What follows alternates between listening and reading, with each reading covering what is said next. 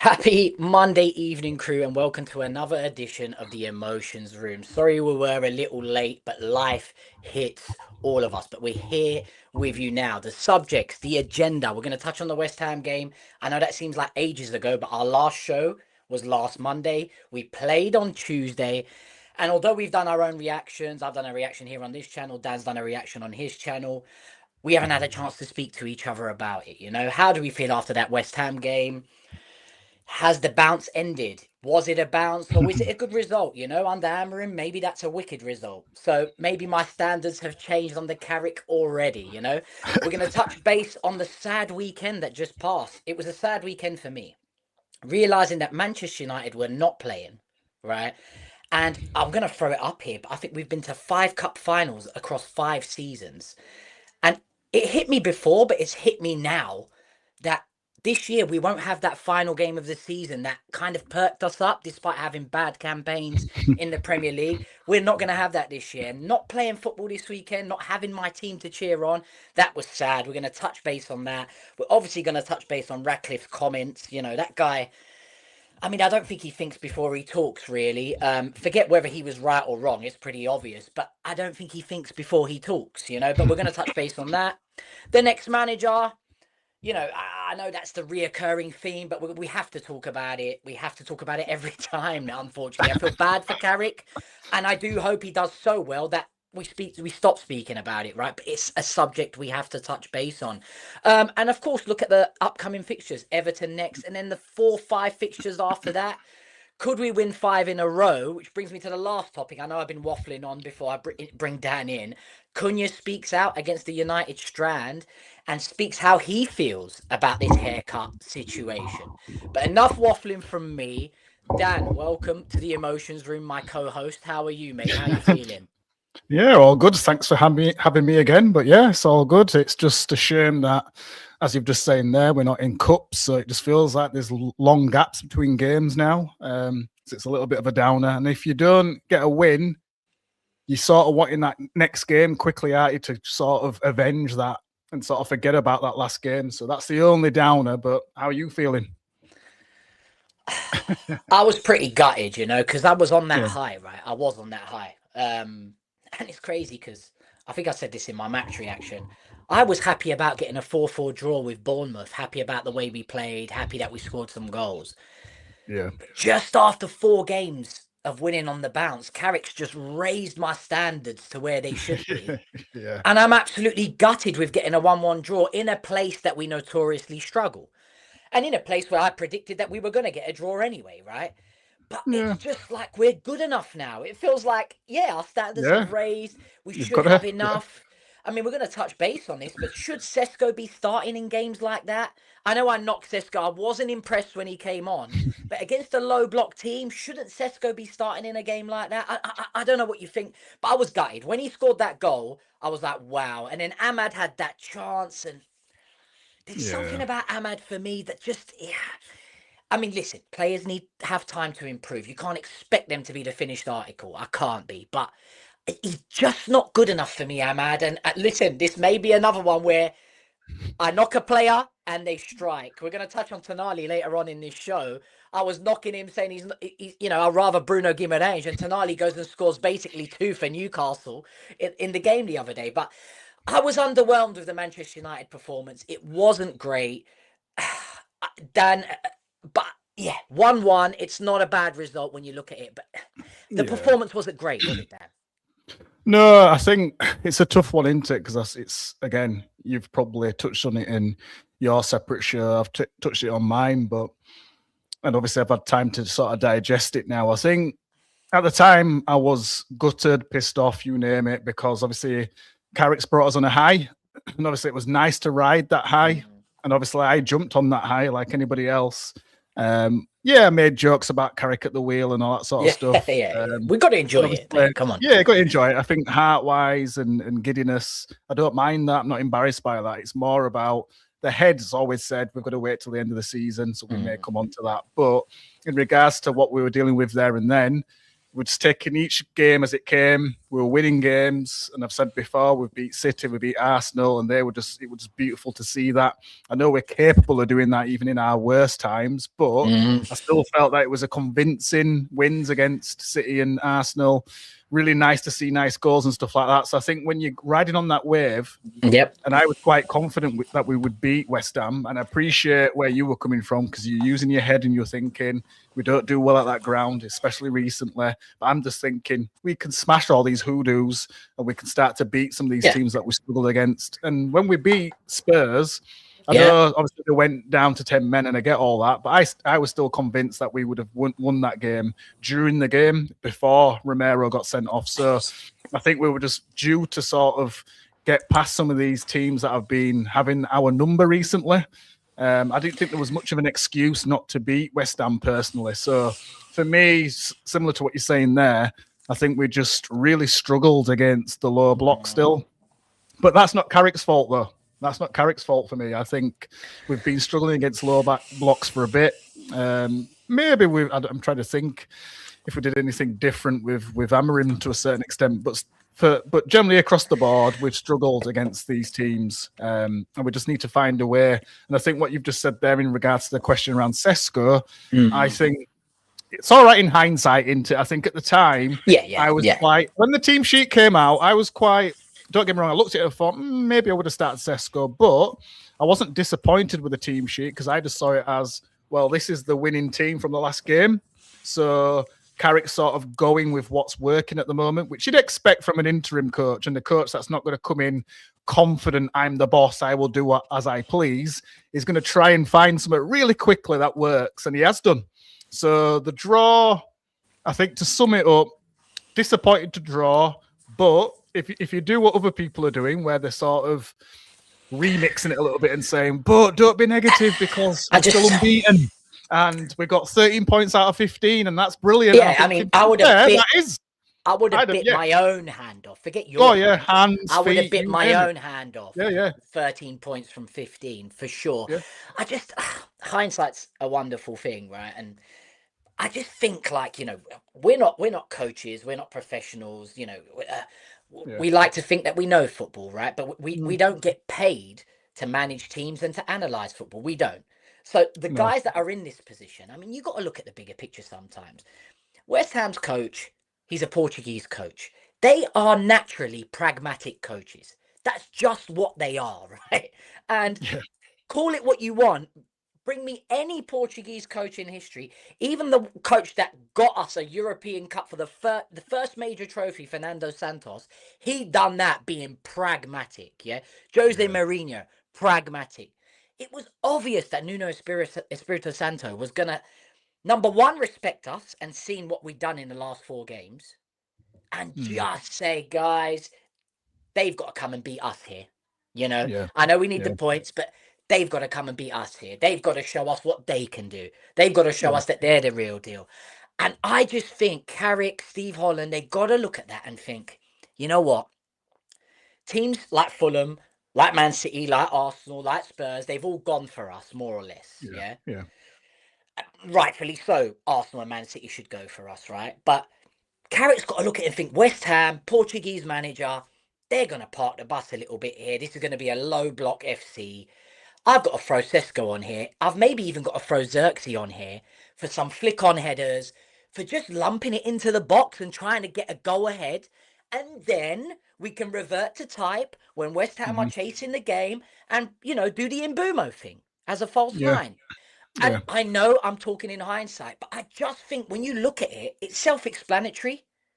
Like, we should be starting Sesko. We should be starting Xerxes. The only threat we had the whole game was the Casemiro header that was offside, the Xerxes header that basically shaved the post. And Sesko with a flick on goal, right? And you just look at it and you think, oh my God, it's the wrong lineup.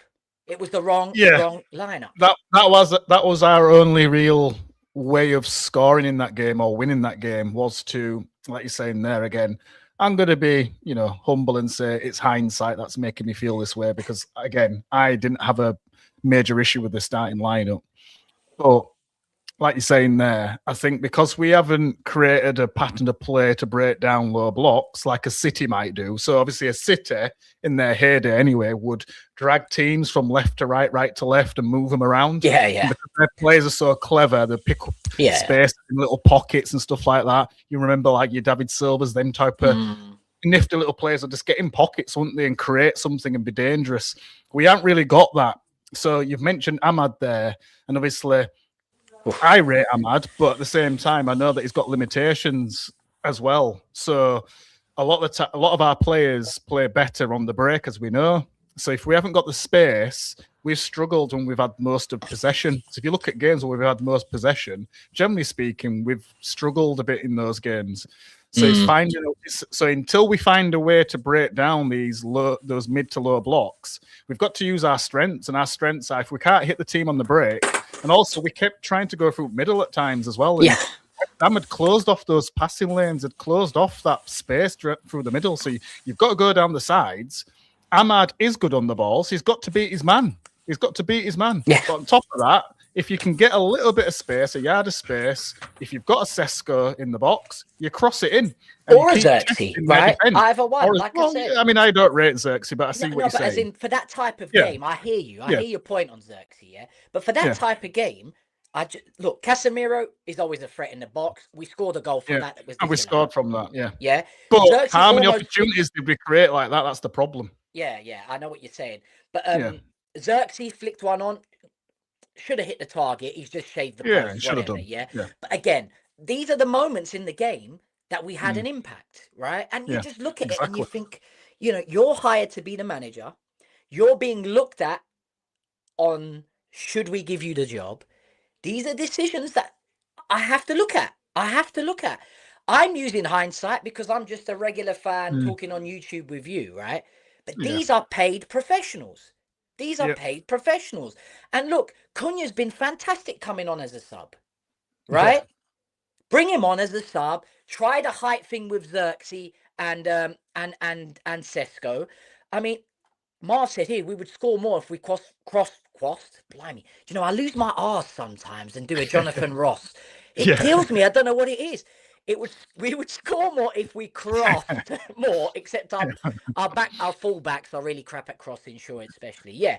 But I mean, I just think that the tactic for that game, he just kind of let me stick with what's working. And sometimes you just got to be a little more clever than that in the Premier League, I think. Maybe I'm being harsh, Dan, but I think use your squad. That's what you've got. And use it to the capabilities of the match. West Ham were always going to park the bus under Nuno Espirito Santo. Our only threat was with headers and flicking things on. Yeah. It was a shame. Again, you're right. Easy to say now. I think it's just the Rob says Carrick got it wrong. He'll learn. I think he did. Well, yeah. And obviously, it's probably been said by yourself before that. Or maybe Alex said it as well. It's not about him learning on the job right now. That's not what we need, and I get that. But at the end of the day, we've got what we've got. We've sacked Amorim. We've brought an interim coach in, which happens to be one of our legends, but in terms of his experience, is not up there as a big name. There's part of you that's thinking, is this what what we're going to expect? There's going to be mistakes. Any coach can make mistakes. That could have been Enriquez drawing against West Ham, for example. You're right. I don't know. You're right. For me, it's all about the next game and how he approaches the next game, whether we can get back on that winning run or not. I'm sure we'll come on to that. But for me, that's when I'd judge then. I think I'll be concerned if we make the same mistakes again against Everton, then I will be concerned then. But this one, I'm going to sort of benefit of the doubt. He's made a mistake. He'll hopefully, with Steve Holland, because I never thought I'd say that and put any faith in Steve Holland, but hopefully Steve Holland, he can use some of his experience and say, look, Michael, we need to, look at this in a different way. They've got a break now. Obviously, we don't play until next week now. We're going to touch base on that, but yeah, we've got enough time in training now to try and work something out. Now, I'm not expecting some miracles in patterns of play or anything like that. It's more about let's get. To be honest, we need basics. I think Carrick said it himself about he wanted the ball into the box more, and obviously with Sesko coming on, it sort of automatically makes you want to do that as a tall player coming into the box. you should, in your mind, being Ahmad or a Shaw or whoever, just put a ball into the box. And I think I don't know about last I don't know lot of, about you. I don't know about yeah, you. I mean, Marv says it here. Everton play the same way, low block. So maybe yeah, now that the win streak is over, Carrick will learn and start Sesko. And listen, yeah, guys, I'm not doing it on purpose. I'm always just going to say how I feel. Yeah. But I hope they always prove me wrong, by the way. I hope I always come back on this show and like, shit, I fucking said Carrick got that completely wrong. And then, he gets it right next time. And I'm like, shit, I got that wrong. That's what, but I'm always going to say how I feel. And I think he got it wrong, him and his coaching staff. yeah. And I've summarized it here. You got to look at Portuguese managers. They're all pragmatic. No Portuguese manager is going to go for you. No Portuguese manager is going to go gung ho. They just never do. They just never do. So you got to think of it. Okay, they're going to park it here. Let me, let me put some height in the box, and hopefully, we learn from our mistakes against Everton. But before I move on to the next subject, what did you think? This is me being harsh, but I was pretty upset with Sesko's cameo when he came on. Of course, he scored the goal, and and that's what we've got him for, guys. That's why we sign a striker. At the end of the day, strikers are judged on goals. He got the goal that got us the point. Thank you very much, Sesko, and a great goal it was. But before that goal, oh my God, I don't know how you felt, man. He couldn't control the ball. The ball was not sticking to him. It was bouncing off him. He couldn't find anyone. I was getting absolutely livid with Sesko, and then he flicks that into the top corner, and I'm like, oh my God, absolutely fantastic. Am I being harsh? How do you feel? How does the chat feel? Were you impressed with Sesko's cameo? Aside from the goal. Yeah, I mean, obviously the goal would mask everything, won't it? So I think if he hadn't have scored, then I'd say straight away, no, I wasn't impressed. I think what the problem is sometimes with quite a lot of players, to be honest. Some players, which it's looking like Cunha's one of them, work well off the bench, where they're chomping at the bit, they're ready to go, and for whatever reason, they don't need to warm up. They're just straight on it. And I don't know whether it's some sort of complex where sometimes when a player starts a game, it's all like I don't know what it is. It's almost like it's too much for them, or I don't know what to expect from themselves. But when they, I mean, imagine in that game, in that game, Sesko comes on, right? Yeah. Not Sesko, sorry. Cunha comes on. Cunha, yeah. Yeah, Sesko starts. Cunha comes on, Players are tired. Cunha coming on when players are tired. That as well. Yeah. Right? He's going to put one top corner. Or at least have... maybe I'm wrong. Yeah, I think that's an element of it. And but I would like to try and give him some credit and say there's more of an element of what Solskjaer used to do. So you'd always see Solskjaer was really fixated on the match, and he'd be watching and trying to think, right, where can I find space when I get on that pitch? What mistakes are they making that I can capitalize on? And I think I'd like to think that Cunha's doing a bit of that. He's on the bench thinking, right, if I drop into that space or that pocket, I can pick up the ball and do what I do best and go for it. And you just hope that that's what he's thinking. But in any case, I think some players are better off the bench for whatever reason. Because I used to think Garnacho was the same. I thought he were better off the bench. Some players are better starting because they can get a few touches early doors, they can get the rhythm of the game earlier, and they can get into the game a bit, like I say, get into the rhythm of the game. I think sometimes some players that come in who are not good at on the bench just never really get there. But Sesko and that touch, that was the main thing for me. So it did mask over it, and I can't take it away from him because I think in terms of I'd have to look at his ratio, but in terms of his ratio, chances to goals, I don't know who was saying it now, but I heard that's not too bad. That's sort of around the region that you'd expect from a striker, especially a striker at his level. So it's one of them. Really, are we being too harsh? I don't know. Maybe I am because he's starting to score goals. He's starting to score goals, and that's the main thing. Yeah, I just wasn't, and it's a confidence thing as well, isn't it? I think sometimes. Yeah. You're right. It was just for me. I did not like it, but listen, you're right.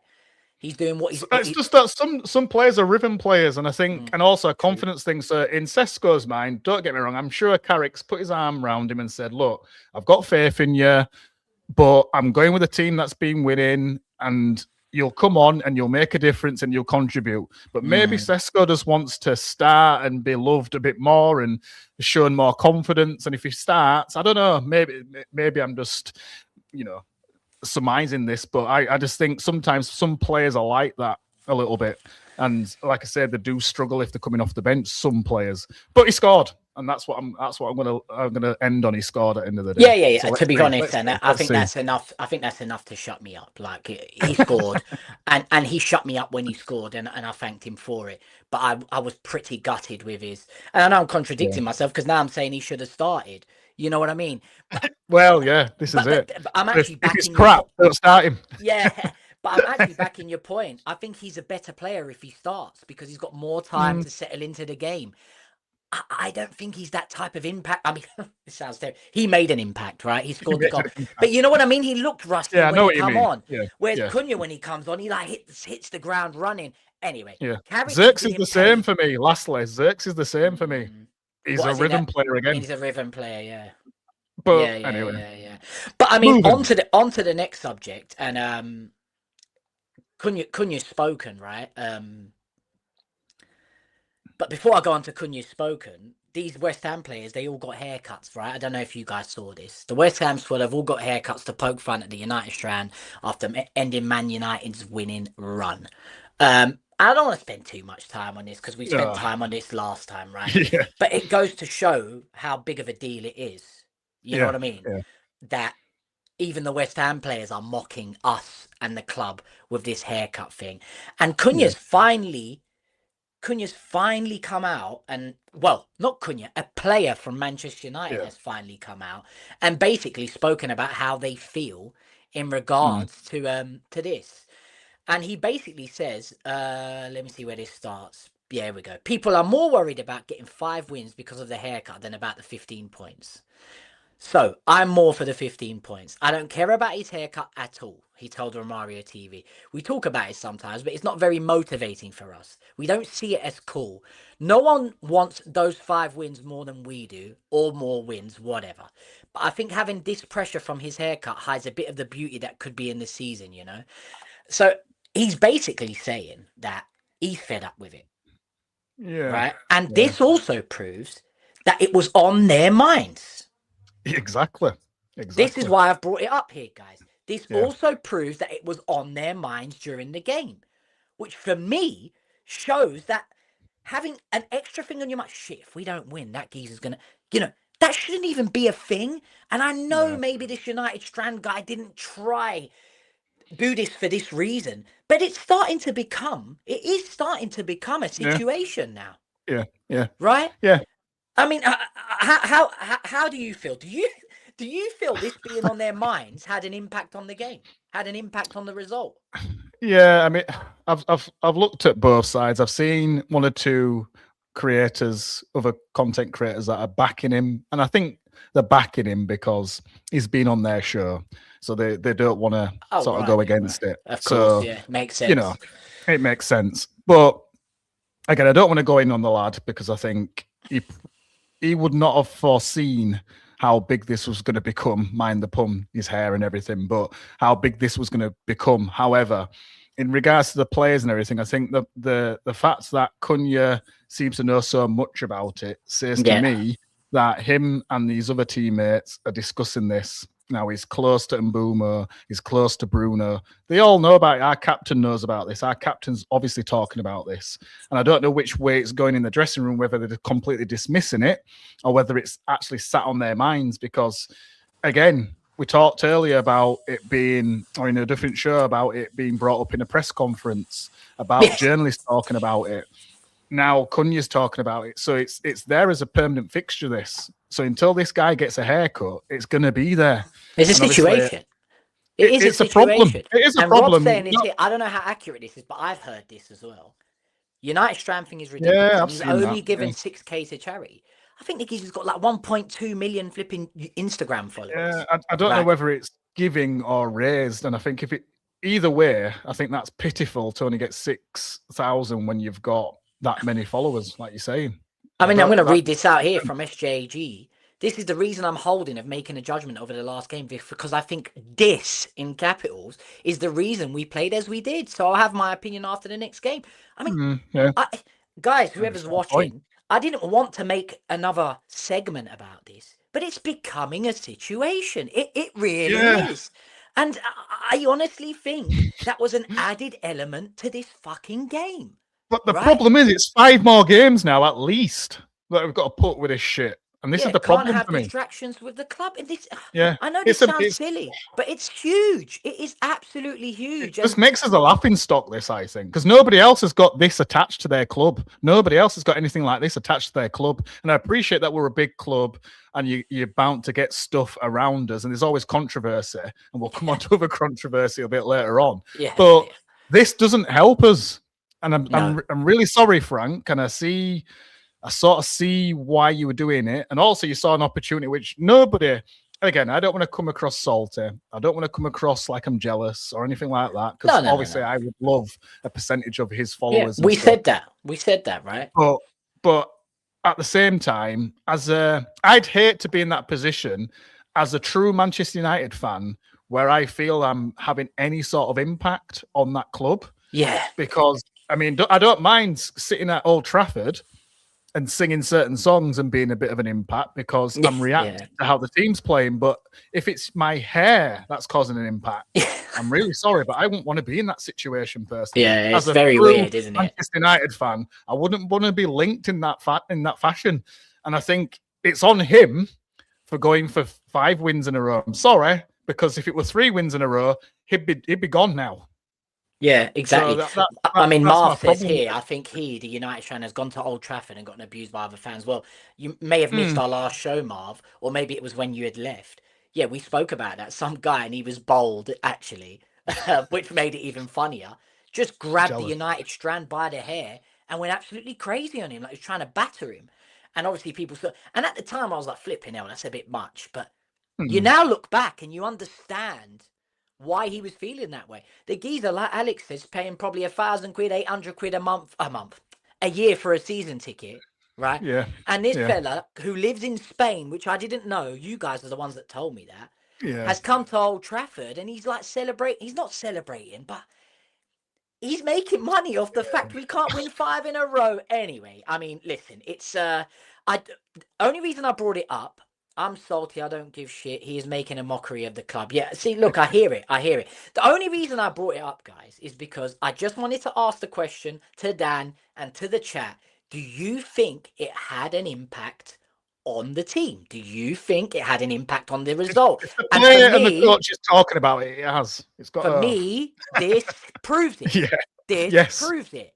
all the Cunha's way. Yeah, spoken definitely. about it. He's not said it's had an impact because he don't want to say No, that, but he's basically saying it out loud. And I just think that is just, yeah, it's crazy, crazy that this could have an impact moving forward for us. Again, if we reach that 5 game mark, we're going to be shit in the bed again. We couldn't do it last time, but anyway, yeah. And yeah, SJ, it's a thousand it's million it's like percent. it's like if I said to I think your beard's shit, and you might turn Yeah, around and say, I don't give a it's shit not what looking, you say, it's Dan. not looking great It's a now, to nice be beard. honest. But Yeah. then every show you keep saying, Dan keeps saying my beard's shit. But anyway, I don't care what he says. That's how it feels. It's like you're saying you're not bothered by it, but you're bringing it up, Yeah, or you're biting on the question that's sort of it. thing. You should be just saying, I even heard of him, is what Yeah, I'd be saying if I was a player. Never heard of him, move on. That's what I'd be saying. yeah. But I anyway, mean, it is listen, what it is. we'll close the chapter on that for now, and we may I reignite don't that think your beard. chapter. I don't think your beard Yeah, shit. By the way, it's all right. It's not it was looking just. great now. It needs a little shape up. But listen, you got to keep it rugged sometimes. You can't be a I prickly couldn't. I boy. couldn't grow that, so Yeah, maybe it's saltiness. exactly. All good, mate. But listen, we'll close the chapter on that, and we'll probably reopen the chapter if we get close to 5 again. And that's the sad thing about it. You know I what I know mean? that's the problem. That's the That that problem. it that As soon as that we get is to 3, I think when we get to 3, it's back on again. Yeah. But That's the listen, let's problem. try and be disciplined not to talk about that geezer until we get close again. But I had to Go bring it happen. up because finally one of the players has spoken about it. You know what I mean? Yeah, But I mean, yeah. let's touch base on this weekend, right? How did you feel this weekend knowing there's no Man United football because we're out of the cup, right? We were out of the Carabao Cup as well, out of the FA Cup. We don't play. Forget this weekend. We don't play until next Monday. Yeah. And we touched base on this when I introed the show. I just want to put this on the screen. Yeah, we've been in a cup final for the last 5 seasons. I think there was 2 cup finals in the same season when we did the Newcastle and the Man City one. Maybe where we beat Yeah. Newcastle, see, Yeah. 2023, but we lost to Man City. That was the same year, Yeah. right? Then Yeah. we Yeah. had Man City the year after. We won that one. I'm losing track here now. So help me out here. Yeah. Because Villarreal. That was who was Villarreal? isn't there meant to be a Carabao Cup there though? Yeah, so I think the Carabao Cup, that's the League Cup one. That's Newcastle Ah, League Cup. I United. missed that. Yeah, Yeah. yeah, Yeah. yeah. That's Yeah. Newcastle United. Yeah. Then that same season, I think we lost in the final to Man City in the FA Yes, I Cup. think we did. Yeah, I think Yeah. we did. Yeah. This Yeah. the season after, we've beaten City. Yeah. Is that right? Yeah. And then Yeah. okay, That's Charity right. Shields creeped in there. Ignore that one, right? And then we got the Spurs one. The point I'm making is, for the last 5 seasons, we've had at least a game to look forward to at the end of the season, where we can Yeah. maybe celebrate something. You know what I mean? Yeah. Yeah. We haven't got that this year, and the realization of that hit me this weekend. I mean, I, I'm a bit worried, mate. I'm a bit worried that maybe it gives us time to focus on the league, but this puts even more pressure for me on the fact that Carrick needs to have a strong end to this season, Yeah. right? He's had Yeah. all this time to prepare for Everton, and sometime having all this time can throw you off. How did you Yeah. feel this weekend not having any football? There's no football next weekend for us. I know we play on the Monday, so it counts as that. Do you feel Yeah. like we're going backwards, or it's just a blip? Yeah. I mean, I think over the years, to be honest,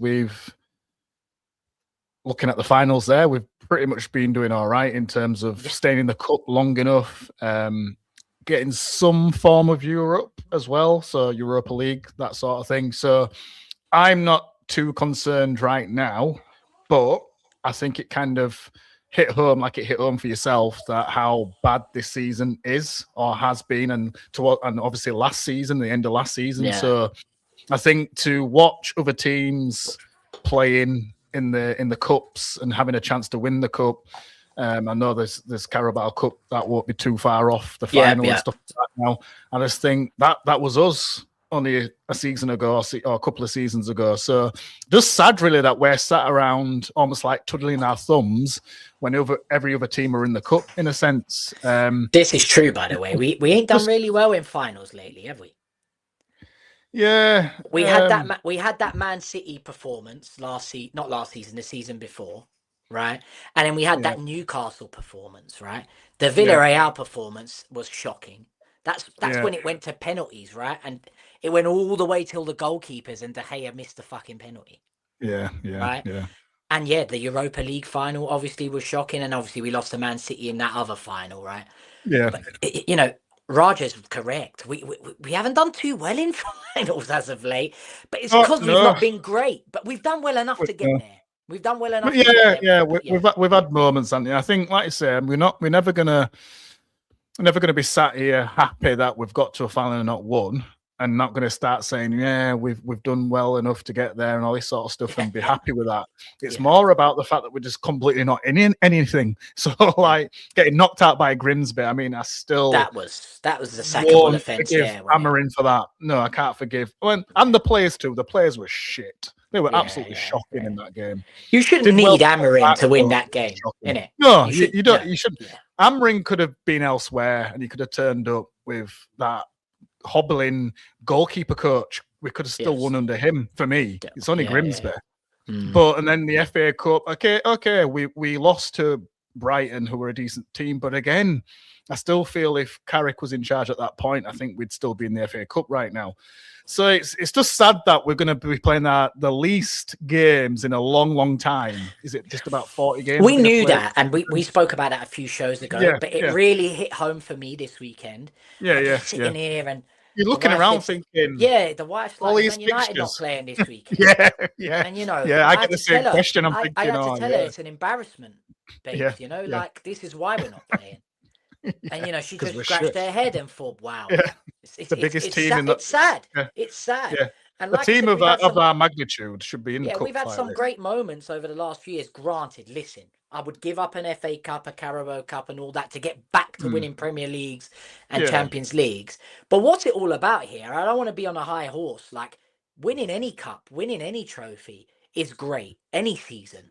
Yeah. And if your club's not in a great place and you're still picking up trophies here and there, Oh my Yeah. God, it's great. And that's what's kind of kept me sane It's over the just last hard few though, years. isn't it? When Fergie was in charge, he used to sort of pick and choose which one he was going to go for, and that's the sadness of how we've become. Where we're like grabbing onto, let's get a League Cup, let's get a League Cup. That was a No, you're nothing right. thing to Fergie. It was But a nothing thing to it Fergie. was a That nothing thing. You're right, Dan. And yeah, I mean, he used to like to play win it. Don't literally get me wrong, academy especially when you don't players. win. Yeah, yeah, He yeah, used to literally definitely. play academy players in those games, and we had Yeah, we had a chance to kind of watch those players, see how yeah, they yeah. could they come into the Oh yeah, yeah. first team. And that's another thing. We've not had the opportunity to blood any youth players because with that shit, we can't bring him on in games because we're not Yes, winning, and we exactly. can't bring him on in cups in the Yeah, early rounds because we're shit. And we should have yeah, been able yeah. to field some youngsters against Grimsby. I think we might have done one or two maybe, but this is where we've come to a point where you're pretty much needing to play a strong team against any team we come across in the cup. And then where does an Obi come in? Where does a Shea Lacey come in? Where Yeah, does a yeah, Fletcher yeah. come in? You Yeah, still yeah, need to you're grow. spot on. But what I will say in the club's defense is if you can't compete in the Premier League, if you can't compete in the Champions League, make sure you're fucking winning what you are competing in. Yeah, And they've not yeah. done a terrible job of doing that. Ten Hag certainly didn't anyway. I'll give him that. No, no. It was And Jose winning good. Mourinho when he was here, even Yeah, LVG when and he he's a was here. serial winner, isn't he? Yeah, yeah, Mourinho. And these moments have kept me sane over the last 10 years. Without Yeah, them, exactly. without them, I mean, imagine being Arsenal, I'm just and that's about to me, say, in Arsenal's case, they've I'm struggled, always haven't going to they? give them With a dig. anything. Imagine being Arsenal where you don't win Yeah, absolutely nothing. yeah, Absolutely nothing yeah, apart from that FA Cup that they won yeah, when he first started there.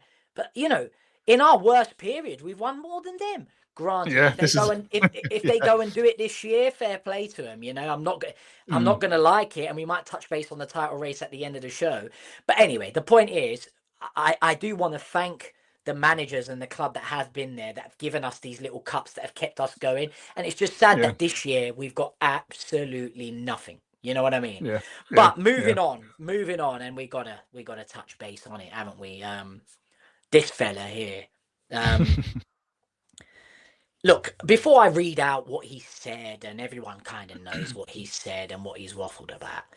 Remember that interview he did with Gary Neville, about the club and where the club's going, Yeah, etc., etc. There was a little segment in that interview where he was talking about. I think I've spoken to you about this before, but I just want to bring it up again so the audience kind of understands where I'm going with this.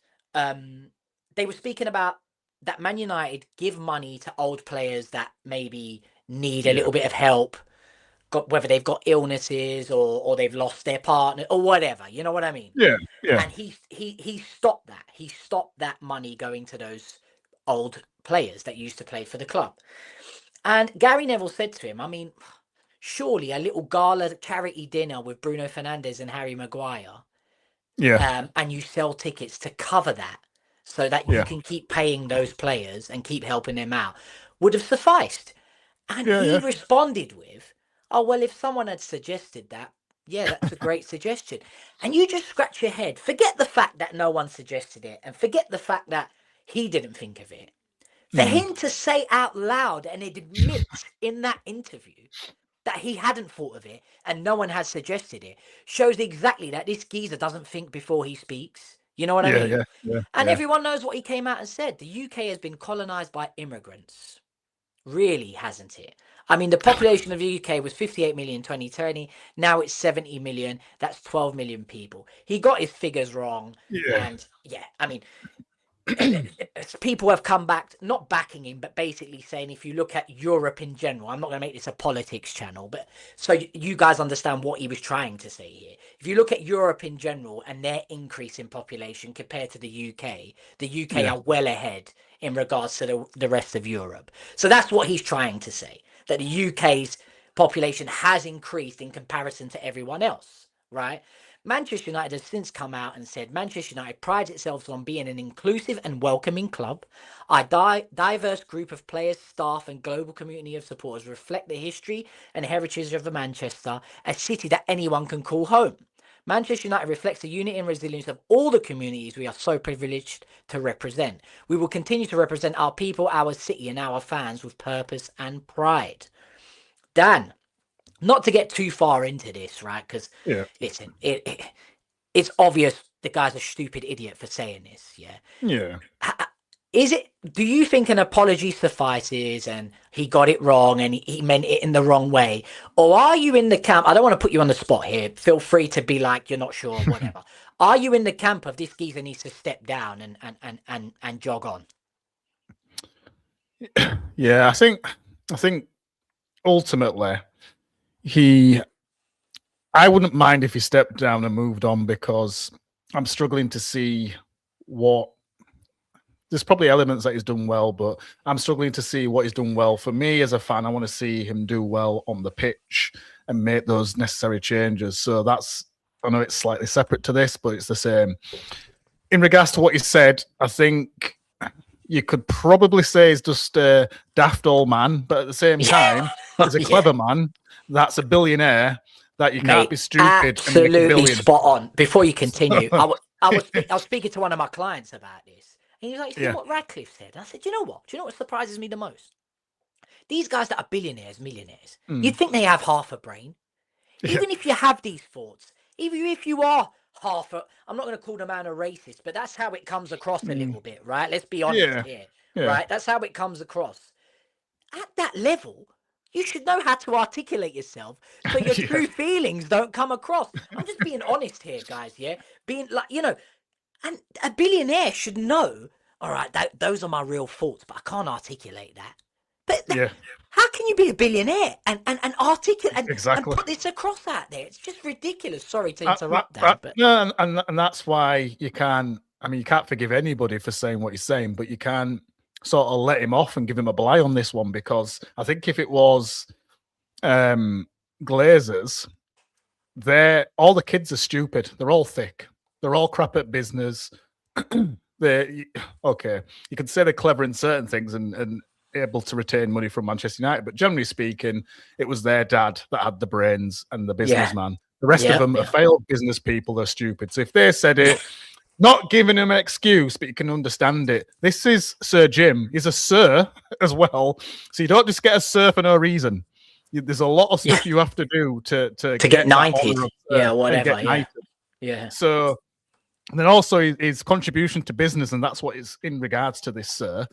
He's done a real, obviously, you can't take it away from him in terms of his business acumen and all that sort of stuff. He's done very well. He turns failing businesses around and makes a profit. That's what he's been doing all his career. And petrochemicals it's not a daft industry. That I mean, that's what I mean. What you're doing.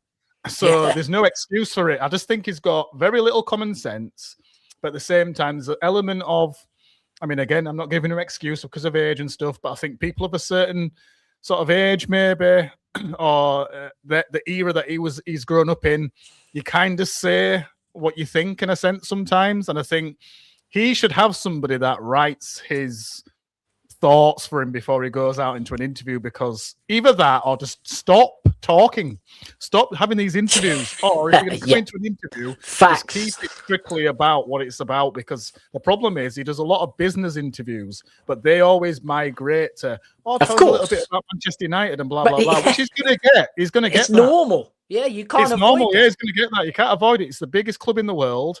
And if you are a part owner of that, you're going to get asked questions about it, or you're going to try and link business side of things with it as well. So for me, I think he isn't going to walk away.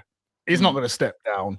But I think he just needs to stop speaking now and just let Omar Barada speak and let Wilcox speak and just give it a rest, because he's shown himself up with Gary Neville. He's shown himself up again. And I think he did something before that as well. Where he just shows himself up. Every interview he does, he says something stupid. I mean, this was outside Old Trafford, apparently, right? Immigrants have done more for this city than billionaire tax dodgers ever will, and it's... when you look into he's acting like he hasn't got grants and things like that. Double I haven't standard. read too much into his stuff, but he's acting like the government haven't helped him out. You know what I mean? Isn't the new stadium government backed or something like that? So it will be done. It will be, yeah. So what are you talking about, pal? I think the thing is, his early days, he'd have been hard-working Brit in this country. He's built up his wealth. He will have paid loads into taxes, so I can't take that away from him. He will have created loads of jobs as well. I think he has got a plant in Scotland where there's a lot of jobs that he's created there. So I He just can't needs to take shut that up, away from basically. him. But at the same time, I think he's also got to understand there is value in immigration. It does create money for the economy. There is a lot of skills that come into this country. I don't want to make it a politics show, but to Yeah, sort of exactly. almost blanket say this is what's going on, and you're on about a minority that might be sponging, but what about the majority that come in, share their skills, improve our economy, improve our skill set, do jobs that other people don't want to do, and some do go back to their country once they've got what they need to get. That's fair enough, but there's so many people that get asked to come to this country as well. So for him to just be blanket, this is my view, this is what they're all doing, that's where he's got it really wrong. And then you've also got, may not be classed as immigrants, but you've got multinationals in that football club, and this is why Manchester United put that statement out, because they're saying he doesn't share our view, we don't share his views on this. We've got a national team, we embrace culture, and that's what makes our team better. And we've got so many fans around the world as well. Man, one of the best things I used to see at Old Trafford in the Fergie days was them Indian Sikh guys that used to sit behind Fergie. I mean, that was trademark Manchester United. Always jealous of them because they've got such a nice seat near Fergie. Guys, absolute legends, legendary fans. So how can you, again, and I'm not, to even use them as an example when we're talking about an immigrant. Their parents or grandparents. You know what I mean? Do you understand? I can't call them immigrants. Of course not. No. I'm Portuguese. My mum and dad came here. So, I sound as British as it comes.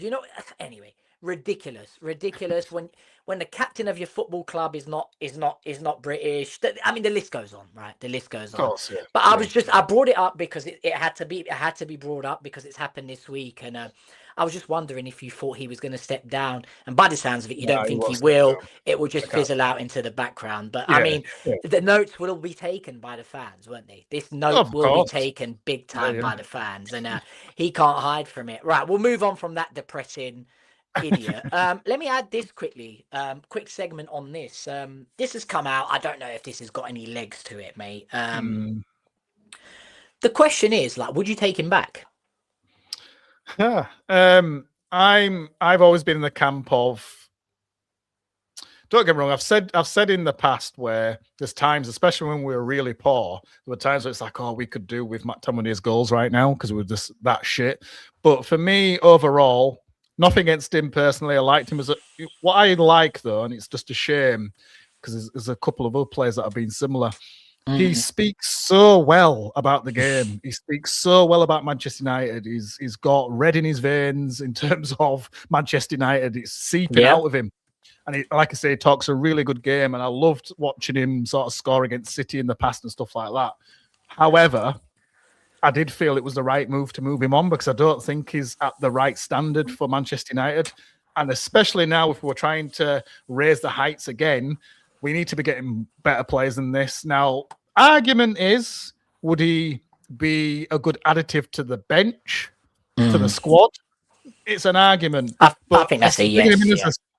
Bringing him in as a starter. So it all depends on how much you're going to pay for him, for example. But bringing him in as a starter, not for me.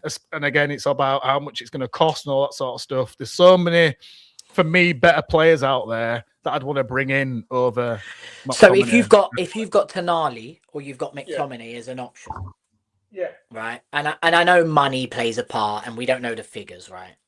But if you've got Tonali and you've got McTominay as an option, which one are you going for? Yeah, again, that's more difficult for me because, as I was saying in the last time we spoke about this, is that I think there's too much stuff around Tonali, and I wouldn't really want him. However, if I could be convinced that there isn't an issue there, then it's got to be Tonali because I think he's got obviously much more skill on the ball, much more technique, better player all round. And he has been really good for Newcastle when he's come in. And I've been quite surprised because I think sometimes Italians can sort of struggle in this league sometimes. So I think it'd be Tonali for me. But, yeah, I mean, Flossie's just piped up here, bless her. As you've said, it will be Tonali. She's basically making the point that you should never go. You should never go back. And I think that's right. Pogba didn't work. I wouldn't take him back. Rob says the bird has flown. Yeah. Raja says no, he's playing good, but move on. It was just an Yeah. interesting one, and we won't spend No, too much I time on just, it then. yeah, But I just think just really quickly, I think he seems to suit over there, and he suits a coach like Conte. And I think when Conte's gone, because he won't be there long, you know what Conte's like. I think he'll dip after that personally, as in his performances will dip. yeah, I I don't know know what what you I mean. don't know what it's been like this season. I'm not sure, but yeah, not for me overall. Weirdly Not for enough, me. I think he does improve our squad right now. Would you take him back then? Because I'm not sure if you said Yeah, if you said I think he does improve our squad right now. I think I'll take him back on the stipulation of, let's say we've got some sort of buyback clause that makes it so it's not flipping over But 50 what? million. But really quickly though, what do you think he offers to the team if we brought him back though? And I'm not being funny. I'm just. Height, athleticism, strength, goals. I think he Mm, improves in all those departments. And I know we're looking for a midfielder that can control the game. And I think it mm. might have been Raja that said it here earlier, Vitinha type player. He's I so bad on know, the ball though, McTominay. I I, can't forget that. He's so bad on I the mean, he's ball. better He than really is. Ugarte, mate. He's better than Yeah, Ugarte but on the that's ball. not much Listen, of I'm a. with you guys where we need to not look back. We not need to not look Yeah. back. But I think he was hard done by, and I was shocked that we let him go. And we let him go because of PSR and to make room for other signings and money. I prefer him over Xerxes, if that's any Yeah. consolation. Yeah, I mean they're different positions, right? They're different positions, but No, I think McTominay is better as that like that sort of that number maybe not 10. a maybe not a number 10 like a Bruno, but like that sort of behind the striker who shadows the striker and runs in the Yeah, I box know what you're and saying. Yeah, space and yeah. stuff like that. Not the creative 10, but the sort of shadow striker. And I I think think for me he it does would that have way better than Xerxes does. Yeah, no, I hear your point. I think for me, he would have to be like a buyback cheap clause, Yeah, and it would be worth adding him to the squad, in my opinion. There's one thing for sure, he does play for this badge, mate. He's always that's one you yeah, can't. and That's one thing you can't take away from him. Yeah, he's shown up in important games. He scored us important goals. He kept Ten Hag in the job a lot longer than he should have. I'm not saying no, but I will say yes for the correct fee. But this wouldn't be in place of buying a better midfielder. This would be more of a squad addition. You know what I mean? But it's just interesting because it's been doing the rounds lately that I he just may think he'd potentially. frustrate the hell out of you. If he came back, he'd frustrate the hell out of you. I'm telling you, he Yeah, really so would. you're a hard no on that, basically. You're a hard no on that. Okay, we'll move on to the next segment, which is the next manager, right? There was little talks and little splices of we've reached out to Luis Enrique and Yeah, basically said, don't sign this new contract. We want you at Manchester United. Look, the reason I've screenshot a bunch of different things is because, like, it was, it came from a bunch of different places. But yeah, how legit these sources are, yeah, I mean, they're probably not. But I got excited because this is the man I've been spouting around. mm, But I'm gonna put this up on the screen now, because you sent this to me, and yeah, just reiterating the point about the next big thing.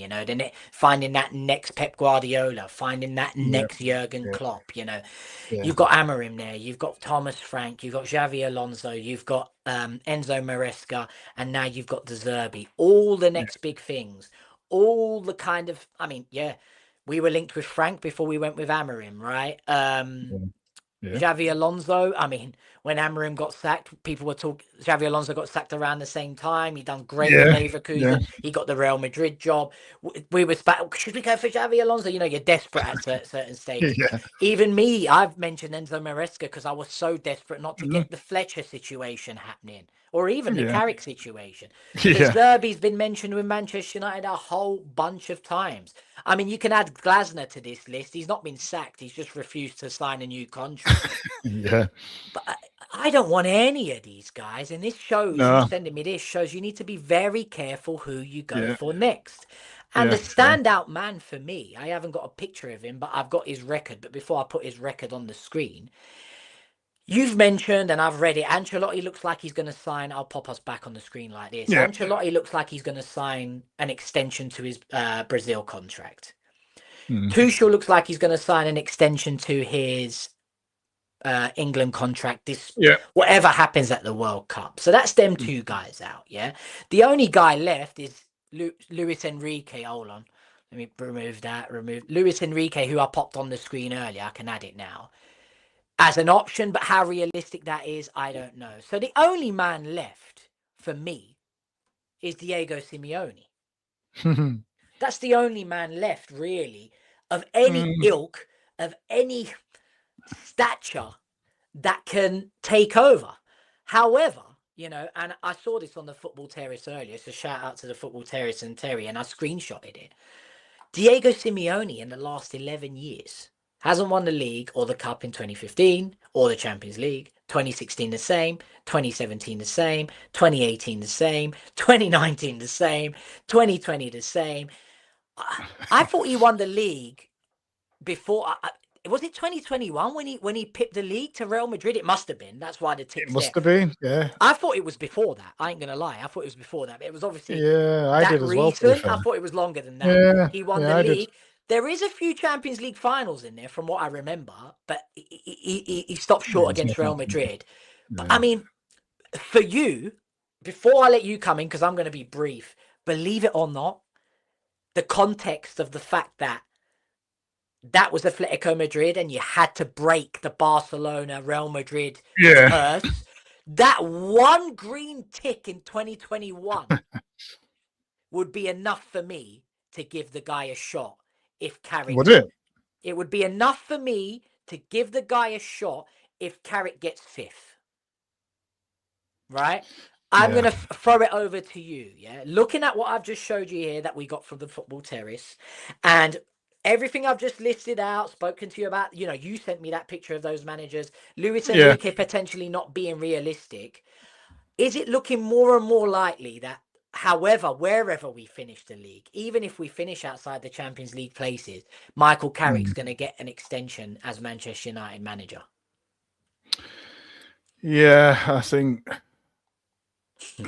Yeah, I think if he gets Europe, spot in Europe, he's going to get offered the job personally, because I think, and the reason being is because the options are like, it feels like they're just getting picked off day by day. As you were saying there, you went through a few names there, and I think Enrique is another one that's just gone by the wayside. I think, like you said there, Tuchel's going to sign the contract, so is Ancelotti. Just to be clear, though, for the viewers, I want Carrick to finish second, third. Yeah. I said it. If he does that, oh my God, give him the job, give him a year, let him see how it plays out. Don't go crazy and give him a 10-year contract. I'll give him a short-term contract if he's going to get one. This is not me trying to push the narrative that there's, let's go get another manager. Forget Carrick. No, the point is, it's looking more and more likely that no matter what Carrick does. I think it's because of the options, though, isn't it? And I think I don't think it's so much what you're probably going to say there, where no matter what he does, he's going to get the job. I think that's just becoming more of a thing because we're running. I mean, I was looking at something earlier just before we came on. Let's quickly just talk about that. Yeah.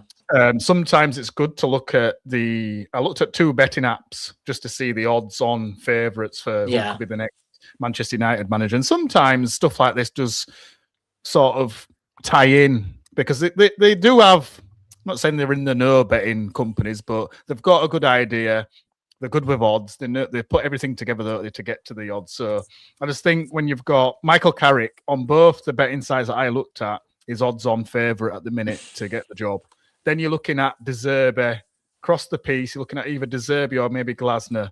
I mean, unfortunately, Southgate's in there as well. Yeah. For whatever reason, Unai Emery's dropped out and he's not he's in there, but he's like below top 10. I think Southgate's in there because we've got Steve Holland as assistant. Well, yeah, and he's always sort of been there for whatever reason. He's always been there, correct. But I think now, it's gone quiet now because Carrick's done okay. But I think could this whole thing we said it a while ago, is it all set up for Southgate to come in at the end of the season? I hope not.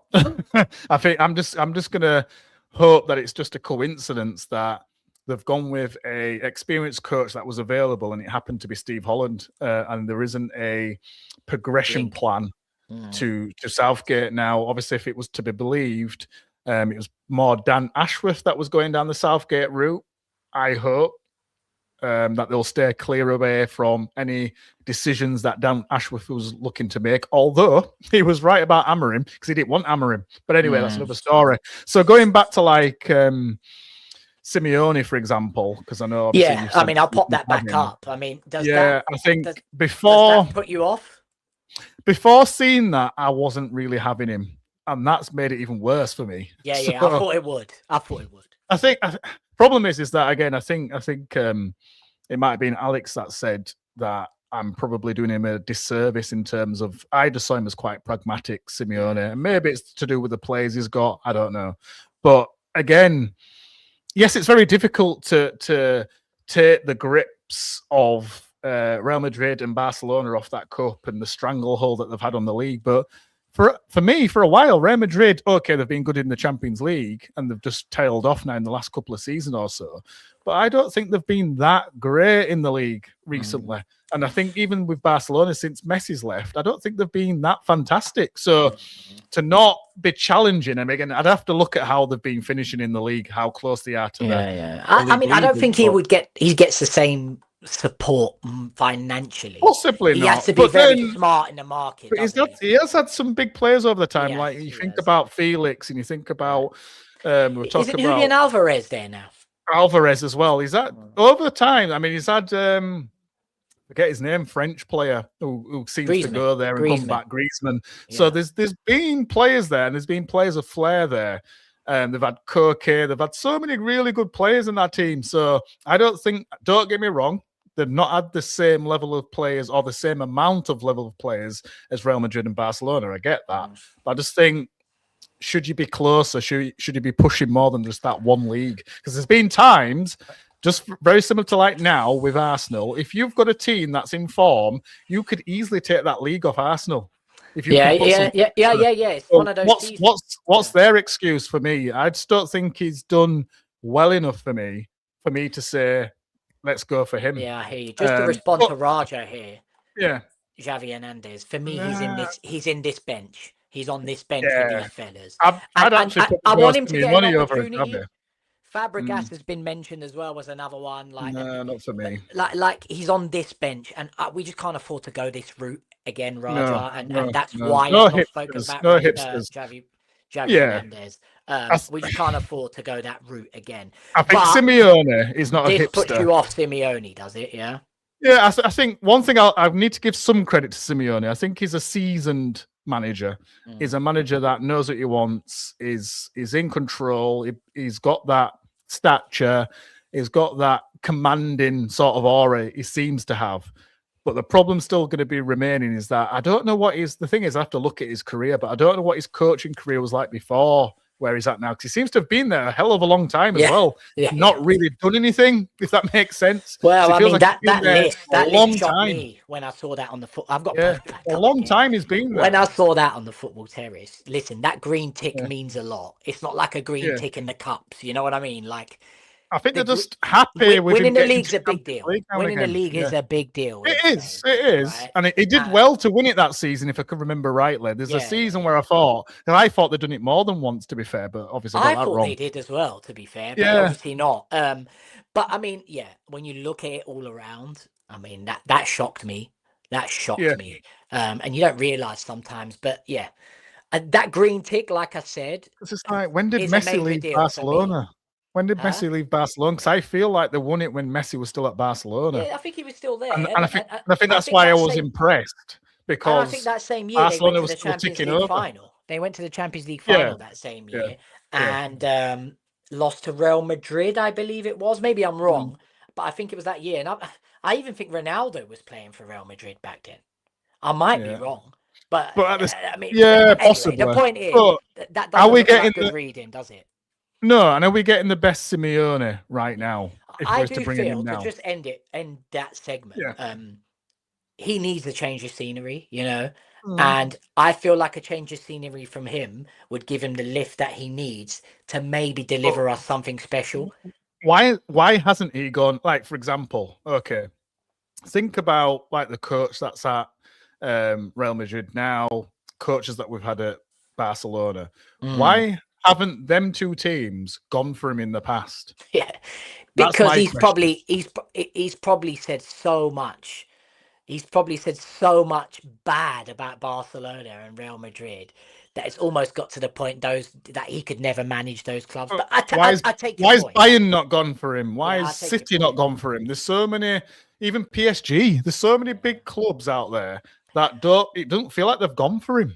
No, you're right, and And you yeah. rarely see any. But You rarely sometimes, see. mate, listen, you need the opportunity. You just need that one opportunity, And I feel like he's the one man in football that hasn't been given that next opportunity. And I But why not understand. though? Yeah, I That's my understand why question. not. Yeah. I understand, and I don't have the answer to that. And Mm. it could be his attitude. It could be how abrasive he is. You know what I mean? Yeah. And I And definitely that's a think it is that. problem. And It that's is a a problem. problem. Yeah. Yeah. But Yeah. at the same time, I do feel like there is a manager there, a I personality there. Yeah. I A- think it's being judged a- as a player, me. I no, think that's I what's mean going on. that what he achieved at Atletico that one season is Yeah. big, is big, But what I and it mean is weren't. what he was like as a player, I think he's being judged Yeah, off that in yeah. terms of he was But a I mean, good he's player, like don't that get as me a wrong. manager as well. The guy's a Yeah. madman on the touchline, Yeah. right? But This is a the point problem. is, sometimes that there's that one person that needs that one opportunity, and if they get it, they I could just run don't with think it. it's him. And I I know what you think mean. maybe it could be Mm, him. I think maybe it could be him. But I totally mm. take your point as why has no one else given him that opportunity? But it's like us in this show, right? And I feel like if we just get that one opportunity to get a whole bunch of viewers here to see how we articulate ourselves, Yeah, what I we know, speak but about, what we do, then we'd be successful with this he's show, and not. I'm He's sure we not. will. He's not coaching in Saudi. He's not coaching in. No, I know, I I know. don't know the Yeah. Norwegian league. He's in Spain and he's won the league there. So it just makes me think why is Liverpool, Arsenal. There's been all these clubs have had the opportunity I to don't know go what for he's him. earning None of there. them have. Maybe he's earning quite a lot there, and other clubs are looking at it like I'm not willing to pay him those wages to get him out of there. It could be Hard that. one, It isn't it? could be A that. hard one. Yeah. Listen, when you work in a place for a long time, I'm not privy to his wages, and maybe someone in the chat could help, right? But when you work in a place a long time, you earn your money, don't you? And Yeah. anyway, the point is he an option? By the sounds of it, he's not an option for you. For me, believe it or not, that one green tick on the league there puts him in the bracket that I'd take a gamble on him and feel like he's due an opportunity. Should it be Manchester United that give it to him? I hear you, Dan. I see why it shouldn't be. Anyway, moving on to basically more or less the final segment. These are our next games, right? These are our next games. Obviously, we've got Everton, which we're going to talk about on Monday. And then it's Palace, Newcastle, Aston Villa, Bournemouth. Right? Yeah. So 1, 2, 3, 4, 5. And I've chosen 5 for a very special reason. Wonder why. You wonder why. You wonder why. Quickly on Everton, and I think we've touched base on Everton already. Yeah, I think they're going to be low block FC. I think Yeah. they're gonna play that way because they see that that's how you get a result against us. Yeah. And it's a way. I mean, I know it's not Goodison Park anymore. What's it called? Hill Dickinson Stadium now. Something like that. Yeah. We were never Yeah. great at Goodison Park, full stop, were we? I mean, I think we did okay recently under Amarim, but we've Yeah. never been Yeah. great there, full stop. No. No. Everton, every team's a fucking bogey team for Man United these days, but Everton notoriously, even under the Fergie days, were a tough team for us to play, right? How Yeah. do you feel that's going to go on Monday night? Yeah. I've been thinking about this, and I think ever since after that sort of final whistle blew against West Ham, it's kind of knocked me a little bit in terms of confidence. So I'm not going to be here sort of like, yeah, come on, we're going to win 4-0, 5-0, nothing like that. I do see another low block. I do see us struggling because nothing's going to miraculously change where we're just going to be these low block killers. It's not, and I think after that draw, and I think Everton have done, I don't know sort of their last results because I've not looked into that yet, but they've been doing all right. I think Moyes has sort of leveled them out a little bit. I do know that they're not great at home, like you've just said there, at this new stadium. They haven't made it their own yet. So that's where we've got a bit of a chance. It's just that are we sort of susceptible to one of those no-namers up front just taking the piss out of us, Yeah, like a Barry or whatever it is? They've got a Barry, couple of like Barry, or strange, Bebe, or yeah, whatever. couple of strange strikers that could just do something crazy. A bit like that Igor Thiago. That's at I mean, he's Brentford. done well this season with his He's done goals, and well, to be fair to him. we're digressing a little bit, but by me talking about Igor Thiago, but he should have finished his dinner a few times against Arsenal Yeah, the other yeah. day, and you just think you finish your dinner against Arsenal, you get a big club coming for you in the Oh, summer. without a doubt. You know, Yeah, because and you I'd don't have a finish your question mark dinner, over him. and all of a sudden you start thinking, "Are you a one-season wonder, mate?" You know what I'm Yeah, saying? But I mean, yeah.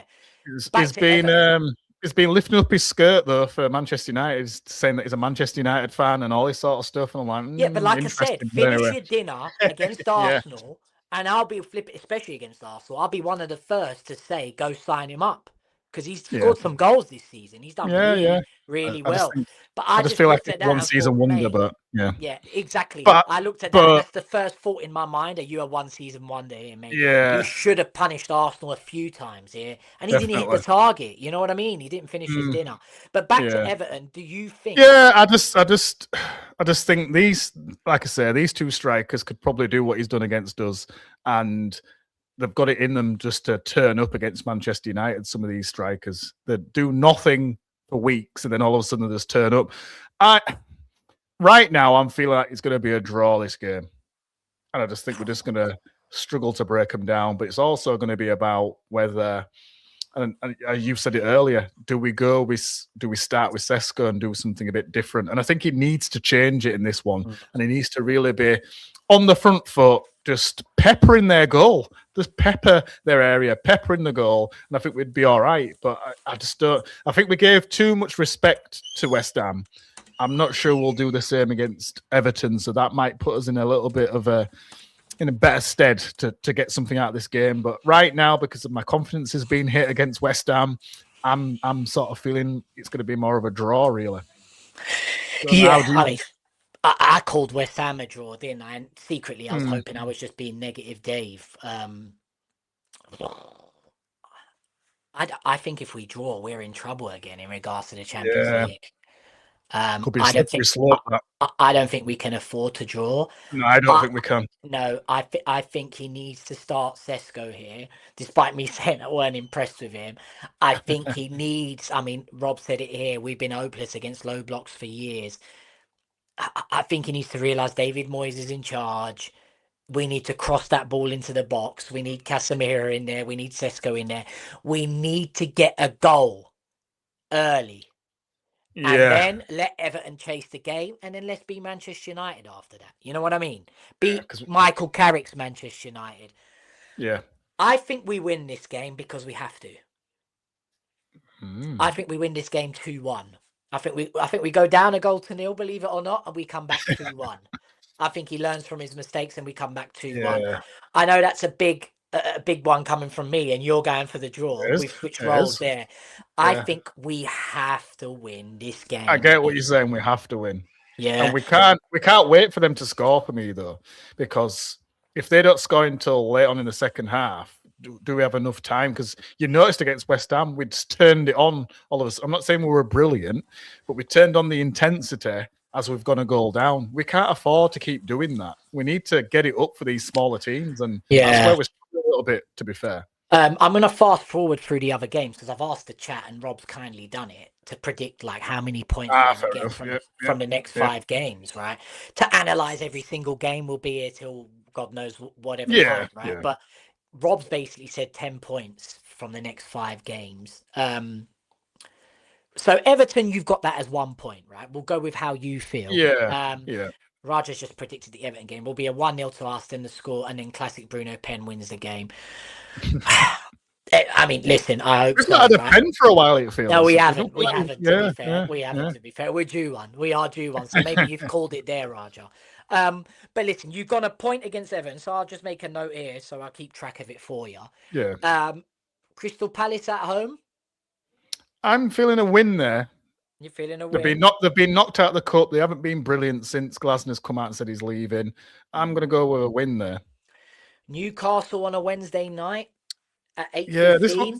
this one's a tough one again. I was feeling a draw. Oh, Yeah. this West Ham results really knocked your Oh yeah, confidence, hasn't it it, has, Dan? it has. I It need a win has. against Everton to get me back up again. Yeah, it has really knocked your confidence, but and that's not me knocking you, by the way. That's just me being honest whilst I talk to you. I kind of Yeah, yeah. felt your vibe after those wins and how you were feeling, and now you're a lot more like, I think we're Yeah. in trouble here. Aston Villa on a Sunday at 2 o'clock. Strangely, I put a win on this one. I've got my daughter crying downstairs with your predictions, mate. She's crying at you calling things draws, you know. But I've got My a win wife against bought Villa, me a strangely. Bruno Fernandes top for Valentine's Day. Believe it or not, the Matt I love that guy, and I haven't got a top with him on the back. Yeah. And she bought my little one a matching one, you know, the matching kit. Yeah. So happy, mate. But yeah, so she's fully a Manchester United fan, and her hearing you say draws, she's like you've upset her. But yeah, sorry, Oh, back two to it. wins. I've said two wins. Two wins You so have said far. 2 wins. You're saying Aston Villa what? Did you just say win? I did say win, yeah. I don't know Wow. what it is. I've gone win there. You feel like they're And falling then off a little bit. yeah, a little bit. And I'd like Mm. to hope that we can take advantage of that. And then Bournemouth, Man lastly, United. Bournemouth. I've gone draw there. So there's a lot of draws, isn't there? I've gone draw there. I don't know what it is. We've always got this thing with Bournemouth where we can really beat them or we can end up, well, I mean, that it was 4-4, wasn't it, the last time? Yeah. So, draw. So what's So that, I'm 9 just points I'm I'm just saying? working it out. 1 + 3 is 4, I 5, think it's 6, 9 7, points I'm 8, saying. 9 points you've gone for. Yeah, yeah. That's not like me, that is it, from the last recent weeks. 9 points. If we get 9 points from them 1, 2, 3, 4, 5 games, I think we drop to fifth where I've predicted, mate. Yeah. And we'll be struggling to hold on to fifth. What are you saying in points wise then? I think we'll draw with Everton, lose to Newcastle, and win the rest. So yeah, that's where Rob's explained his 10 points there. Right. What are you saying, David, in terms of how yours matches up? What are you saying against Everton then? You said win, didn't I you? would, yeah. Let me What just about write Palace? down what I've said. Yeah. Yeah, yeah. Let's go through it how you just went through it. I said 3 points against Everton because I would be gutted if we don't win that game. If that game's Yeah. another draw, I'm gonna start being like, and I get it. I get the Gonna be standard for long. Amorim. I'm not holding the same standard for Carrick, but naturally the way we started, that means if we draw against Everton, it's officially a bounce. It was officially a Yeah, bounce. That's how yeah. it feels to me, right? And I know it's a tough league, but we were all talking about it. He's playing these players in the right position. The system's working. These players are finally showing up, and they're good enough. We've got a better attack than Arsenal. We've got to stick to our guns here, mate. If we can't beat Yeah, Everton, Everton are struggling as well. They're not being great. For yeah. me, it's a bounce. So that's 3 points there. But just to quickly say, I don't think he's getting his hair cut this season right Wow. now. Yeah. Okay. But I'll leave it Yeah. there. Yeah, well, yeah, fair enough, fair enough. Well, let me go through it because I haven't even actually thought about Yeah. this. I would say Crystal Palace is 3 points as well, Yeah. and this is me going off the fact that it's a one-off game against West Ham. We don't do well against them. He'll hopefully learn from his mistakes against low blocks a little bit. I'm not asking him to work miracles, but he saw what Yeah. worked. You know what Yeah. I mean? And it's a bad day at the office. We don't perform at that London Hope Stadium. I so. said that onto Yeah. the last show, so I'm going off of that. Newcastle, I'm going to say 3 points. I think Eddie Howe's struggling over there. I think that Yeah. team's struggling to be consistent. I think that team doesn't know what type of a team that's going to show up for them. I think they're less than what's the word I'm trying to go for here? We're not consistent, right? They're defo not consistent, That right? is true. Yeah, that's true. Right. Aston Villa, I'm going to go for. Go on, say it with your chest. Loss. Yeah, I think that might be a loss there or a Yeah, draw. yeah. Say Yeah, it. You I know, think it's that you might. think it's a loss. I can tell you can Yeah, think I it's a think loss. that might be a Say loss it. there. Not because Aston Villa are amazing at the moment, but I think that Yeah. might be where the bubble bursts again for us. Yeah. And then I think we notoriously don't do well at Bournemouth, man. Yeah. They beat us all the bloody time. So Yeah. I'm gonna say that's 1 point there. Yeah. So 3, 6, 9, 10 points, exactly like Rob said. Who would have thought? You're thinking 10 and I'm thinking 9. Who would have thought that? Yeah, you would think there's But more. we'll I see. mean, We'll see against you would Everton. think But with yeah. 3 wins that I've predicted, Everton, Palace, Newcastle, we'd head into that Aston Villa game full of confidence. There's no Yeah. reason we can't win that. And then No, head into no. that Bournemouth game being the 5 win in the row. Yeah. Secretly, Yeah. believe it or not, secretly, I've gone conservative because, I mean, I'm trying to be realistic here. Secretly, I believe we could go on a run again and try and get our 5 wins in a row here. Yeah, I'd for whatever reason, right now, I'm just not seeing the Do 5 you wins in a think, row though, this 10 season now. points, do you think 10 points gets us in those Champions League places? Like, cements us there? 10 points. I'm just trying to think where we stand at the moment. Liverpool got some ground on us, didn't they, in that last round of Yep, they did. fixtures? Chelsea are going to still be there, I think. So we're almost hoping that Liverpool drop points and Villa start to drop out, which I still think will happen. 10 points. I think we'll still be I think that will still leave us around 4th. 10 points is what I'm thinking. Because I still think Liverpool have got points. Is 9 points much different? Is 9 points much different? I guess it is, right? Yeah, I think that point. Yeah, that point. Every point does count because I think the fact that we lost a couple of points and allowed Liverpool to gain 2 points on us, that's been a big difference. So that's where, like you've said yourself, we can't afford to lose against Everton, and we can't actually afford not to win either, really. So I think it would still put us there or thereabouts. It is a big game to get us back on track as well, though.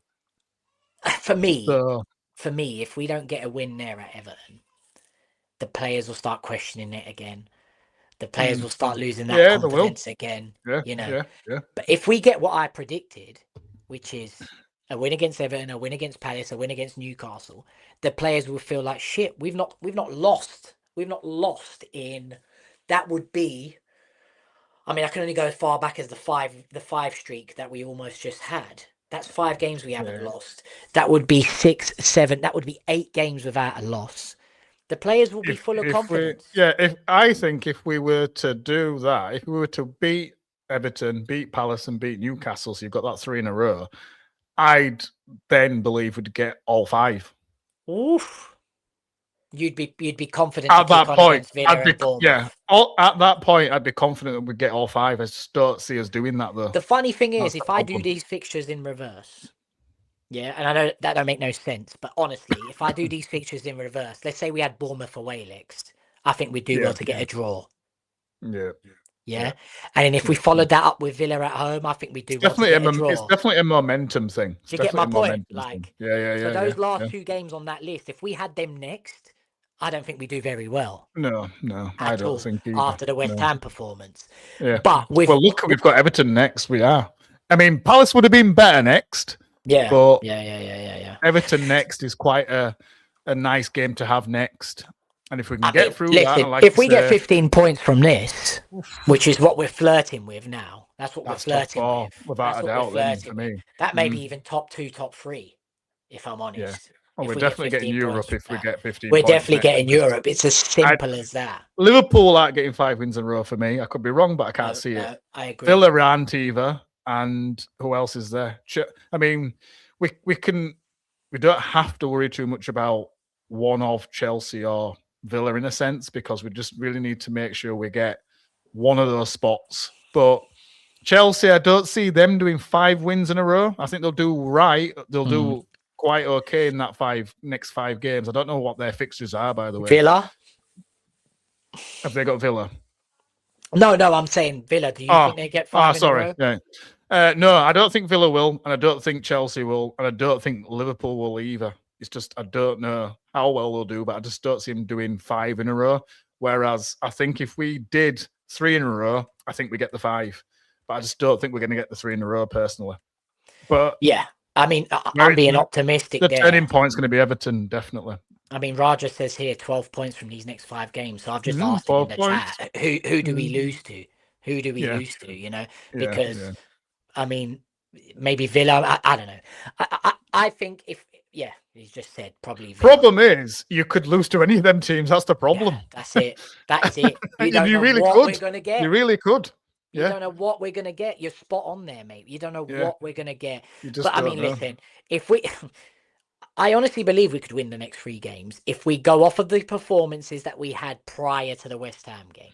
But like I said earlier, I think that was a little naive from Carrick, not realising he's coming up against a Yeah. Portuguese coach that's very pragmatic. He's been Surely it won't be pragmatic that one. everywhere he's gone, Nuno Espirito Yeah. Santo. Yeah. Oh, Yeah. yeah, of course. And that's Of why course. he We lost all the knew job it. at Spurs. Very pragmatic. He Yeah, was yeah. brilliant at Forest, being pragmatic and having people Fantastic like there. Elanga, Yeah, yeah. etc., hitting I people liked on him the at Wolves break. at times. Yeah, yeah, yeah. Yeah, and he was great at Wolves, right? And Yeah, yeah. of course, we were going to come up against a pragmatic low block team. I mean, it was a Yeah, no-brainer. So I'm course. hoping Carrick learns from that. I think we come up against that again this weekend. Next Monday, rather. Next Yeah. set of fixtures. Crystal Palace, listen, it's a flick of a coin, like you say. Newcastle, I'm banking on the fact that they're not that consistent, and I'm not being funny. We took a lot of their targets in the summer transfer window. We should be good enough to punish them Yeah. with the fact that we took a lot of their targets, Sesko being one of them. You know what I mean? Cunha Yeah. being another. Anyway, that's why I've gone 3 in a row, mate. And listen, Yeah. if we get 3 in a row, yeah, there's no reason we can't be talking about the 5 again. Because I'd really Yeah. do want. I'll be honest, and we'll finish it there. I want to get that.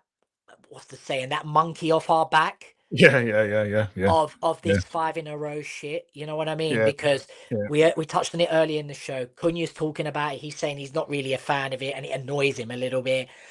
You just said that you don't think we're going to get that off our backs before the end of the season.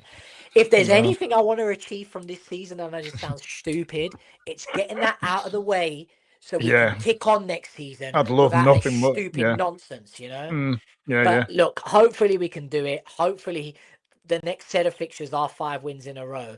But if we get 12 points from the 15 that Raja suggested here, I think we've done well. You've predicted 9, I've predicted 10. We'll make a note of this and try and come back and see where we're at with it, right?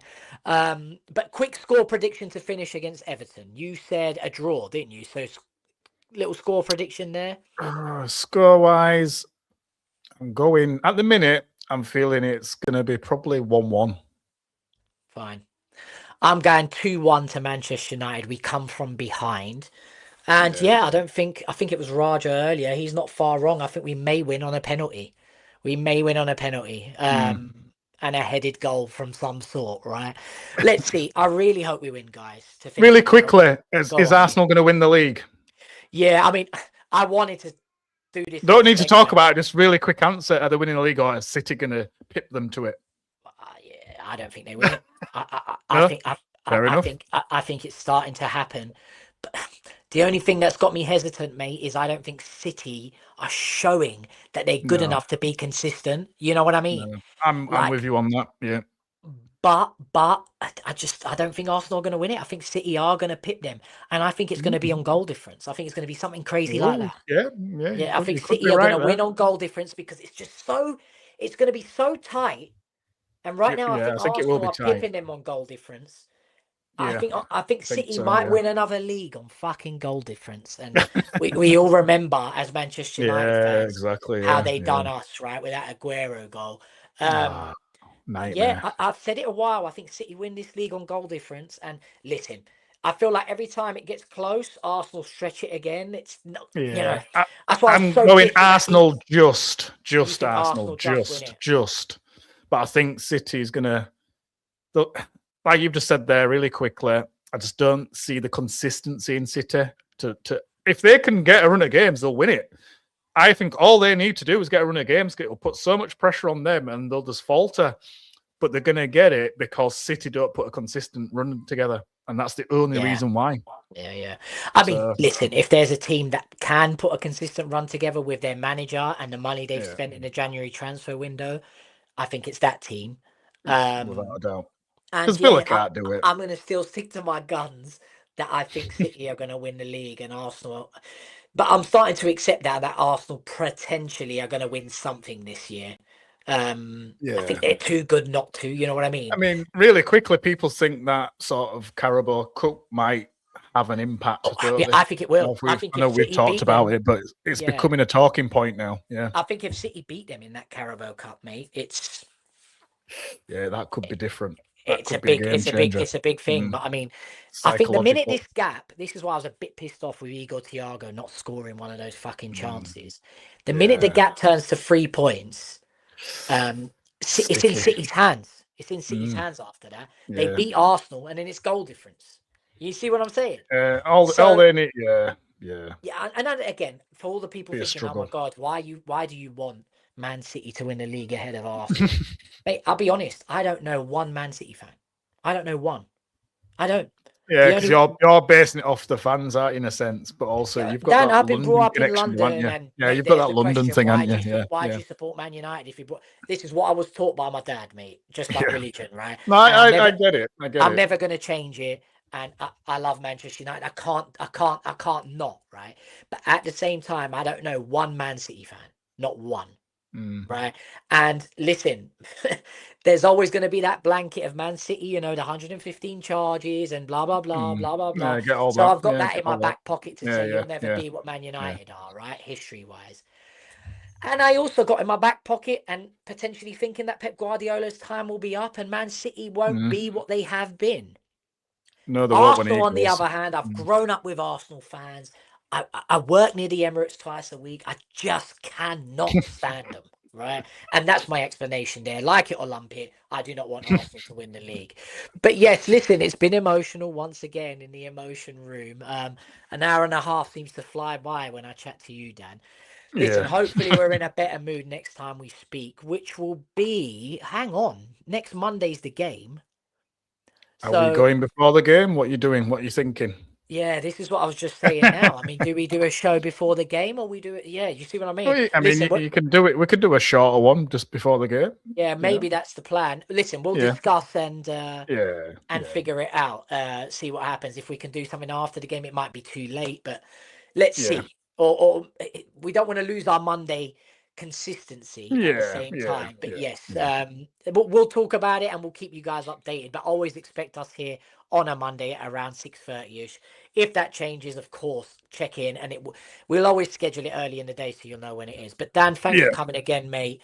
All good. All good. Viewers, thanks for commenting. Thanks for doing what you always do, which is comment, like, subscribe. For those who came new, please subscribe to Dan, as he deserves it. As you guys see, he comes on this show and he's absolutely fantastic. I look forward to talking to him. Cheers, Rob, for being here from start to finish. You commented before I even started the stream and you're here at the end. It Yeah. means a lot, Rob. Thanks. It Thanks, really, Rob. really does. Yeah. Guys, it's been emotional. Catch you next week. Let's hope Manchester United get a win next week. Come See you on. guys very, very See you later, soon. people. See you later.